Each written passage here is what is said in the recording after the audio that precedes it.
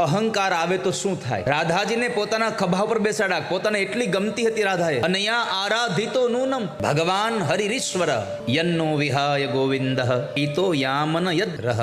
રાધાજીને ખભા ઉપર લઈને જતા હતા. ગોપીઓ બધી ભગવાનને શોધતી હતી. રાધાજીના મનમાં અહંકાર આવ્યો કે હવે મને ખબર પડી, કૃષ્ણ બધા વગર રહી શકે, મારા વગર નથી રહી શકતો. ગોપીઓની મધ્યમાંથી નીકળ્યા, મને સાથે લીધી, હું થાકી ગઈ, મને બેસવા ન દીધી, પોતાના ખભા પર બેસાડી, મને છોડી નહીં. આજ મને ખબર પડી, કૃષ્ણ મારા વગર નથી રહી શકતા.